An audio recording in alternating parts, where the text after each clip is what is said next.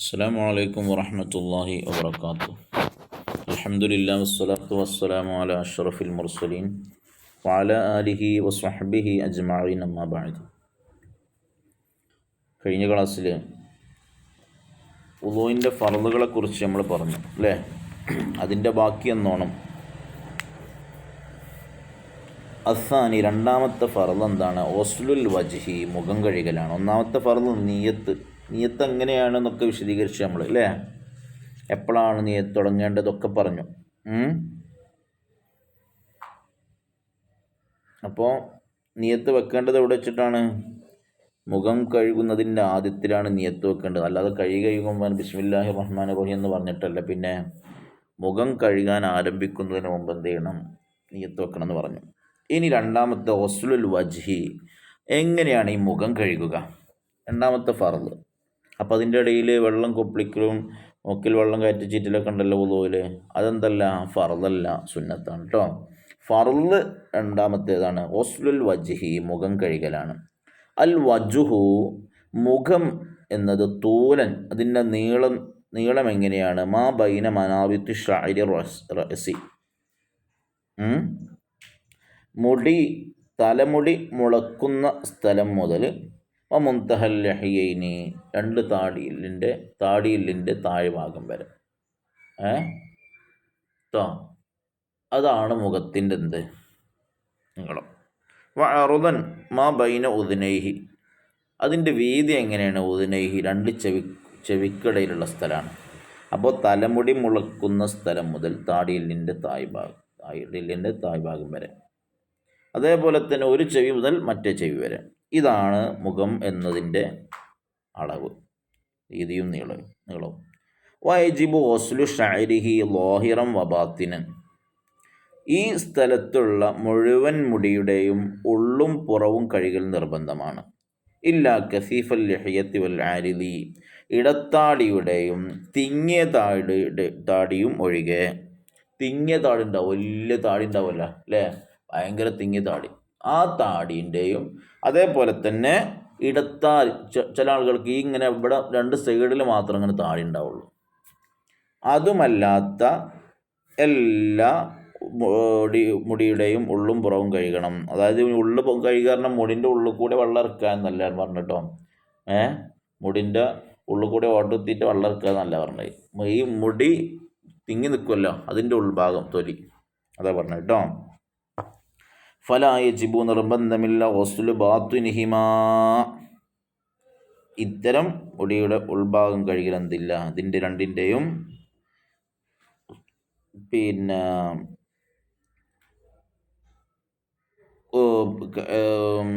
ഉള്ളു കഴുകൽ എന്തില്ല, നിർബന്ധമില്ല. വൽ കഫീഫു,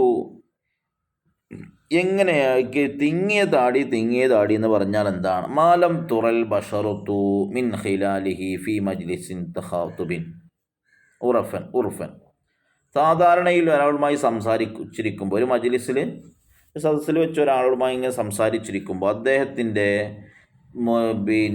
താടിയുടെ ഉൾഭാഗത്തുള്ള തൊലി നിറം കാണുന്നുണ്ടോ എന്നാൽ അത് തിങ്ങിയ താടിയാണ്. അല്ല, കാണുന്നുണ്ടോ അത് തിങ്ങിയ താടി അല്ല, തിങ്ങിയ താടിയല്ല. ഇനി ഒരാൾ ഇങ്ങനെ സംസാരിക്കുമ്പോൾ ഈ താടിയുടെ ഉൾഭാഗത്തുള്ള തൊലിൻ്റെ നിറമൊന്നും കാണില്ല, എന്നാൽ അതെന്താണ്? തിങ്ങിയ താടിയാണ്. ഇതാണ് തിങ്ങിയ താടിനെ താരതമ്യം ചെയ്യട്ടോ. വമിനൽ വജ്ഹി മുൻതഹൽ ലഹിയൈനി വഹുംറത്തു ശഫതൈനി വമൗളിഉൽ ഗമമി ദൂന മഹല്ലി തഹദീഫി വവത്നിൽ ഉദ്നി വന്നസ്അതൈനി വമൗളിഉൽ സൽഇ.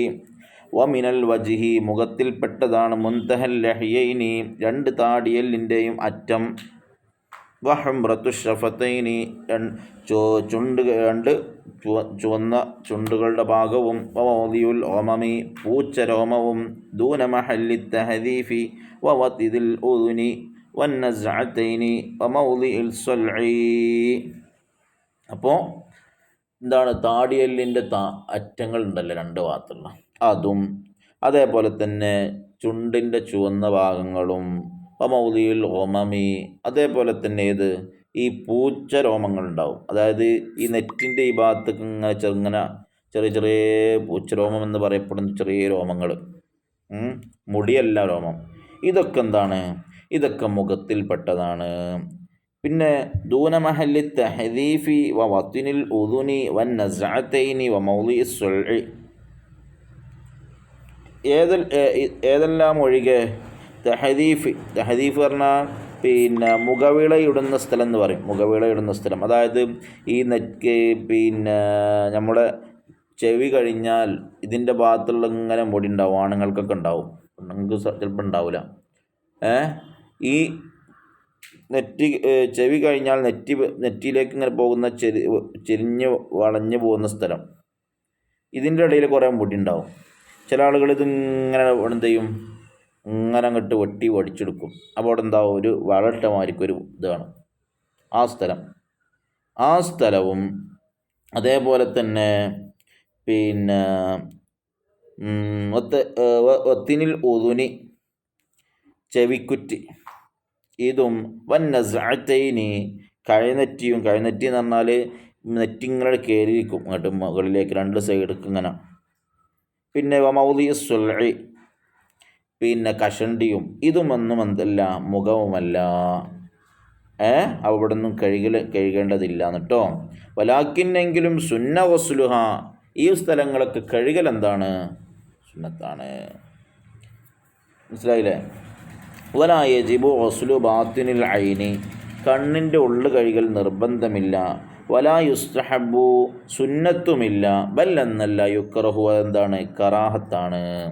അപ്പം കണ്ണിൻ്റെ ഉള്ളു കഴുകുക, ആ കണ്ണിൻ്റെ ഉള്ളു കഴുകൽ സുന്നത്തുമില്ല, നിർബന്ധമില്ല, പിന്നെന്താണ്? അത് കറാഹത്താണ്. വഇന്നമാ യുഗ്സലു ഇദാ തനജ്ജസ ലിഗിലളി അംരിൻ നജാസത്തി, വഇന്നമാ യുഗ്സലു ഇദാ തനജ്ജസ, ഇനി നജസ് കണ്ണിലായിട്ടുണ്ടെങ്കിൽ ലിഗിലളി അംരിൻ നജാസത്ത് എന്ത് ചെയ്യണം? കഴുകണം. എന്തിനു വേണ്ടി? ലിഗിലളി അംരിൻ നജാസത്ത്, നജസിൻ്റെ കാര്യം അത്രയും ഗൗരവമാണ്, അതുകൊണ്ട് കഴുകൽ എന്താണ്? നിർബന്ധമാണ് കേട്ടോ. വയജിബു, നിർബന്ധമാണ്. വസ്ലു ബഅദി ഹുദൂദൽ വജ്ഹി ലിയതഹഖഖ വസ്ലു ജമീഇഹി, വയജിബു വസ്ലു ബഅദി ഹുദൂദിൽ വജ്ഹി, മുഖത്തിൻ്റെ പരിധി ഉണ്ടല്ലോ, ആ പരിധിയിൽ നിന്നും ഒന്നും കൂടി എന്ത് ചെയ്യുക? ലിയതഹഖഖ വസ്ലു ജമീഇഹി, മുഖത്തിൻ്റെ മുഖം പൂർണ്ണമായിട്ടും മുഖത്തിൻ്റെ മുഴുവൻ സ്ഥലങ്ങളിലേക്കും വെള്ളം എത്തിയിട്ടുണ്ട് എന്ന് അവനക്ക് ഉറപ്പ് കിട്ടാൻ വേണ്ടിയിട്ട് എന്ത് ചെയ്യുക? ലിഹത്തക്ക വസ്ലു ജമീഹി, ഈ പറയപ്പെട്ട സ്ഥലങ്ങളൊക്കെ എന്ത് ചെയ്യുക? ഒന്നും കൂടി കയറ്റി കഴുകുക കേട്ടോ. അപ്പോൾ പിന്നെ അങ്ങനെ കയറ്റി കഴുകൽ എന്താണ്?